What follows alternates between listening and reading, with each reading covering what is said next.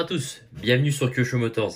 Aujourd'hui on se retrouve pour une nouvelle vidéo où je vais vous présenter comment j'ai monté mon nouveau boîtier radio pour mon Kyosho MP10 avec mes deux nouveaux servos ainsi qu'une batterie LRP. On passe tout de suite à la présentation de cette vidéo. Alors tout d'abord, en batterie LiPo, donc j'ai choisi la marque LRP qui est une marque qui est emblématique de modélisme et qui développe aussi de très grandes capacités et de robustesse sur le long terme. Celle-ci a fait 2700 mAh. J'ai choisi celle-ci pour gratter le plus d'autonomie possible pour mon Kyosho MP10. Après, vous avez d'autres marques dans le commerce qui font très bien l'affaire, qui peuvent être moins chères. Celle-ci, elle m'a coûté 35 € et 90 centimes. En moyenne, une batterie de LiPo en réception, vous allez en trouver autour des entre 30, ça peut aller entre 30 à 40 €. Entre 30 et 35 €, ça me semble un bon prix au niveau de la qualité du contenu que vous allez pouvoir avoir sur votre boîtier de réception pour votre Kyosho ou MP9, MP10 ou tout modèle. Ensuite, au niveau des servos. Donc comme vous pouvez voir, j'avais mis une petite photo sur Instagram.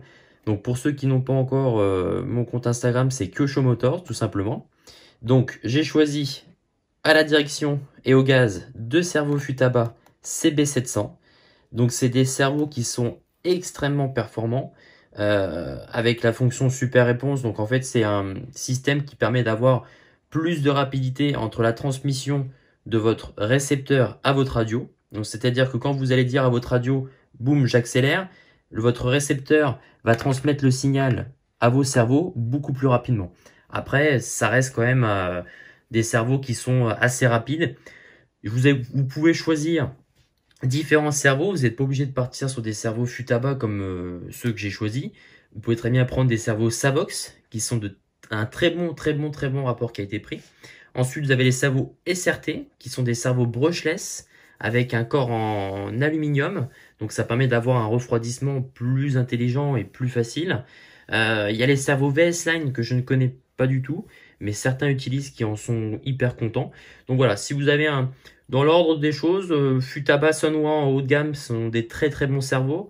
Ensuite, vous allez avoir SRT et qui est équivalent à Savox et VS Line également qui est arrivé il y a pas longtemps que je ne peux pas comparer car je ne connais pas du tout. Voilà.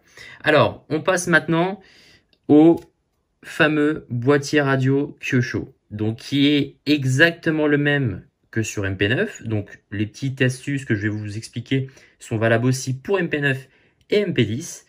Alors, il y en a certains, juste avant de vous présenter les petites astuces, qui m'ont envoyé le MP10, j'ai envie de l'acheter, mais je trouve que la platine fait un peu vieillotte, elle existe depuis des années, ça n'a pas changé, etc. Alors, déjà, pour répondre à vos questions, effectivement, on voit de plus en plus des servos enfermés dans des boîtes et tout le reste. Moi, je trouve que, selon moi, ça reste mon avis, que ce système-là, c'est le meilleur refroidissement pour nos cerveaux. Car les cerveaux chauffent énormément, parce que vous avez beaucoup de contraintes et vous allez avoir beaucoup d'utilisation. Donc, regardez dès maintenant, avec le système de montage, vos cerveaux sont à l'air libre. Donc, c'est-à-dire que quand vous avez une entrée d'air qui peut arriver par ici, ou même circuler entre vos cerveaux et tout le reste, vos cerveaux en profitent pour refroidir. Donc je trouve que c'est l'une des plus grandes utilités et on va gagner en durabilité sur vos cerveaux, surtout que ça vaut assez cher. Alors, comme vous pouvez voir, il y a un autre petit système que je ne vous ai pas présenté tout au début, c'est le fameux interrupteur Copropo Electrical Switch 3, donc qui permet d'obtenir le voltage de votre batterie en temps réel. Donc si on a 7,4, c'est-à-dire que votre batterie est totalement pleine, donc elle n'est pas vide. Donc tout simplement, je vais appuyer sur ce bouton-là. Et là, je suis à 7,5. En fait, c'est 7,495 volts. Donc 7,5, ça m'annonce que ma batterie est totalement chargée. Donc je rappuie pour éteindre. Donc ça, c'est pareil, ça vaut une trentaine d'euros. Vous pouvez l'avoir sur Internet, chez RC Team ou Artel Shop, ou même chez votre vendeur qui peut avoir cette marque-là. Donc je vous conseille de le prendre. Alors, pour les petites astuces, pour le montage, j'ai dû découper cette patte qui est ici. Donc vous verrez en fait sur vos Kyosho ou sur MP9 ou MP10, vous avez un petit système de pattes quand c'est tout neuf. Il faut découper légèrement. Et ensuite, dans le boîtier radio, alors je vais le déboîter. Voilà, hop. Alors, ici dans le boîtier radio, j'ai fait un trou. Alors, pour que ça soit plus simple, ce que vous faites, vous prenez un vieux fer à souder que vous n'utilisez plus avec une pointe. Vous laissez bien chauffer, vu que c'est du plastique, c'est pas de l'étain. L'étain est beaucoup plus souple. J'ai chauffé directement les parois sur les côtés pour élargir le trou plus facilement. Et ensuite, avec un cutter, je suis venu racler les petites ébavures pour que ça fasse plus propre. Et donc, du coup, vous avez votre interrupteur qui va s'insérer très facilement. J'ai pas de récepteur. Alors, pourquoi? Parce que c'est comme vous avez pu voir sur Instagram, j'ai mis en vente mon ancienne radio Sunwa. Donc, c'est une MTZ. Si vous voulez aller voir, j'ai mis l'annonce dans la description si vous êtes intéressé. Donc je la vends tout simplement parce que j'ai envie de passer sur une autre radio, alors toujours sur la marque Sunwa, donc vous verrez ça va être une surprise, parce que je voulais avoir d'autres réglages, parce qu'en sachant que mes servos sont quand même assez spécifiques, donc je voulais avoir d'autres réglages pour pouvoir régler un peu mieux le châssis, mais en soi, la radio que je vous propose est déjà hyper fonctionnelle. Si vous voulez quelqu'un qui va mettre des servos type RCRT, Savox ou autre, ça va suffire amplement. Alors la petite astuce que vous verrez par la suite, donc là j'ai vu que j'ai pas le récepteur, c'est de prendre en fait la mousse de votre filtre à air d'origine Kyosho, donc pas la mousse externe mais la mousse intérieure, donc celle qui est beaucoup plus petite en diamètre, qui est plus étroite. Vous mettez votre récepteur dedans, avec le fil d'antenne, vous laissez passer, et vous mettez tout au fil directement dedans. Et sur votre récepteur, quand vous allez brancher vos fiches Futaba, donc attendez, je vais vous en prendre une par exemple. Donc une fiche Futaba, c'est celle-ci. Hein. Voilà. Donc ça, c'est une fiche Futaba. En fait, quand vous allez le brancher sur votre récepteur, je vous conseille de mettre un morceau de scotch en fait de Chatterton pour éviter que ça se retire avec les vibrations, donc éviter de perdre du signal en pleine course. Donc voilà ce qui en est pour la partie de la réception. En ce qui concerne la partie lipo, alors vous allez voir, j'ai fait un montage pour éviter qu'il y ait tout ce qui est poussière et eau de rentrer. Donc en fait, j'ai récupéré la mousse qui était dans l'emballage de mon moteur OS-Speed. Donc c'était une mousse blanche qui est assez fine, donc ça va protéger le dessus de ma batterie.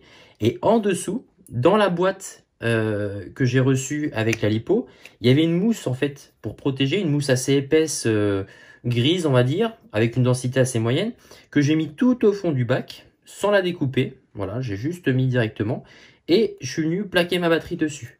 Et quand je referme, voilà, et ben ça s'emboîte parfaitement. Il n'y a pas besoin de forcer ni rien, et ça m'évite en fait d'avoir comment ça s'appelle, une batterie qui va s'abîmer, qui va frotter, en sachant que ça vaut quand même un peu d'argent.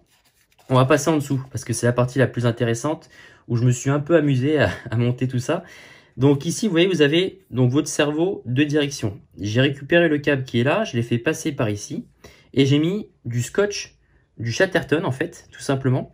Donc ça tient en fait, pour le moment ça tient. Donc si ça tient pas, j'ai un autre scotch qui est un peu plus résistant, qui est plus épais. Et en fait, en dessous, vous avez votre câble donc qui passe.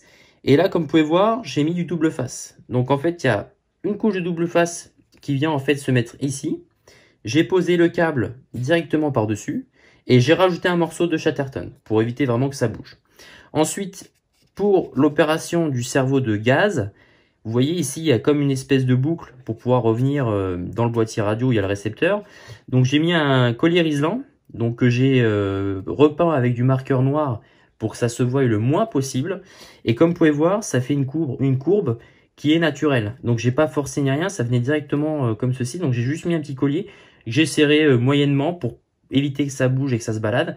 Et je viens passer directement dans mon boîtier. J'ai fait la même opération ici pour le câble qui vient directement de la partie de l'Aculipo vers la radio de la réception. Donc ici, j'ai fait la même opération et j'ai repeint en fait le câble avec du marqueur. Donc c'est-à-dire que là, on a l'impression d'avoir quelque chose de linéaire, pas quelque chose qui ressort. Donc ça permet d'avoir vraiment un boîtier efficace et vraiment très pratique. Alors, pour les questions de poussière, Kyosho, enfin du moins Yushikana utilise une pâte de fixation noire, donc qui est quasiment pas disponible en France, enfin d'après mon revendeur. Donc on peut peut-être la trouver sur internet, chez Amenobin ou autre. En fait, c'est une pâte que vous mettez ici. Alors certains mettent de la colle à joint, vous savez, du joint mécanique bleu. Moi, je vous conseille pas parce que c'est compliqué à retirer, ça va salir votre boîtier. Cette fameuse pâte, je vais vous mettre le lien en description pour que vous puissiez vous l'utiliser. En fait, vous en mettez un morceau ici pour éviter que l'air et la poussière rentrent dans le boîtier et un autre morceau ici. Et là, comme vous pouvez voir, on voit la mousse qui ressort, donc ça va me permettre de vraiment tout masquer et avoir vraiment quelque chose d'efficace. Et ensuite, pareil pour l'opération à l'intérieur, je vais en mettre par la suite à l'intérieur pour éviter que la poussière rentre et que ça abîme mon matériel. Donc là, sur l'ensemble, on a vraiment une très belle platine, comme vous pouvez voir avec les vis fraisées de chez T-Works. Donc pour le montage très simple, hein, je suis resté sur les cales d'origine Kyosho. J'ai récupéré les patins en caoutchouc que fournissent Futaba à l'origine et je suis venu directement les poser par-dessus et en les serrant moyennement pour éviter que ça bouge. Et là, ça reste fixe.